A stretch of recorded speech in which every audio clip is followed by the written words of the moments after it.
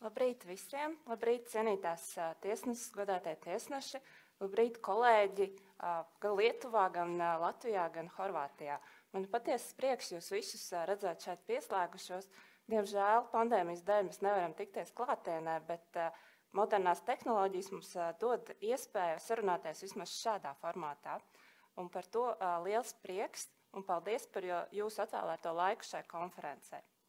Kā jau Pakalnieka kungs minēja, man ir tas gods atklāt šīs dienas konferenci. Un šī konference ir noslēguma konference projektam, kas tika īstenots 3 valstu – Latvijas, Lietuvas un Horvātijas konsorcija ietveros. Jāsaka, ka šis projekts ir plats solis tiesu iestāžu pārobežu krimināltiesiskās sadarbības uzlabošanas virzienā.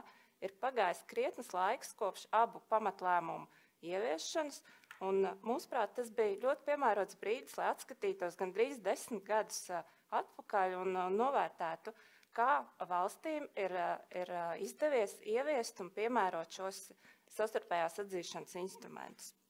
Projekta ietvaros tika izveidota darba grupa, kurā ļoti aktīvi darbojās gan eksperti no Latvijas, gan Horvātijas, gan Lietuvas, un projekta ietvaros tika novadīti arī vairāk reģionālie semināri visās 3 valstīs. Mēs esam gandarīti, ka projekta īstenošanas laikā mums kopīgi ir izdevies sasniegt izvirzītos mērķus un piedāvāt labākos risinājumus konstatētajiem problēmu jautājumiem.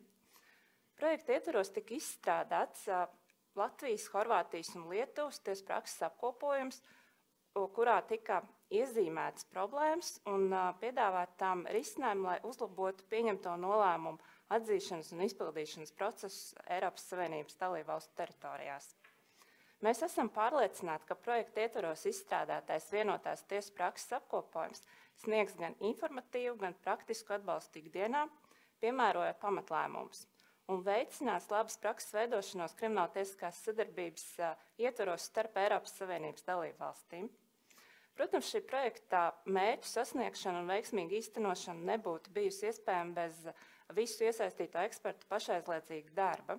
Tāpēc vēlreiz vēlos pateikties šī projekta īstenotājiem, Latvijas Republikas tiesu administrācijai, Lietuvas Nacionālajai tiesu administrācijai un Horvātijas tieslietu un valsts administrācijas ministrijai, kā arī katram iesaistītājam ekspertam personīgi.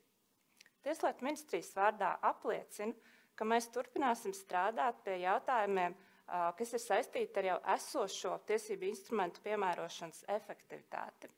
Mēs noteikti esam pret jaunām likumdošanas iniciatīvām, ja tas ir pamatots un ja tā nepieciešamība ir skaidri redzama.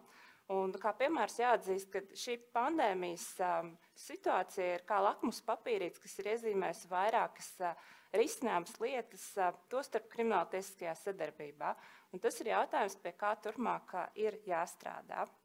Tomēr joprojām nozīmīgs darbs ir jāvelta tam, lai uzlabotu esošo tiesību instrumentu piemērošanas kvalitāti, izpratni par to piedāvātajām iespējām Eiropas Savienības tiesiskuma telpā.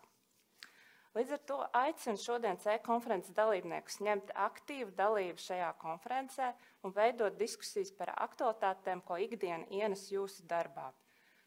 Tajā skaitā arī par noteikto brīvības atņemšanas sodu un probācijas pasākumu izpildi Eiropas Savienības tiesiskuma telpā.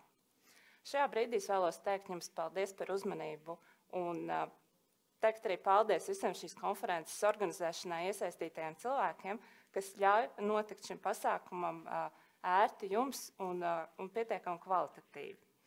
Novēlu, lai šī noslēguma konference kļūst patiesībā par jaunu sākumu jaunām idejām un jauniem mērķiem. Lai jums veiksmīgs šis konferences darbs. Paldies!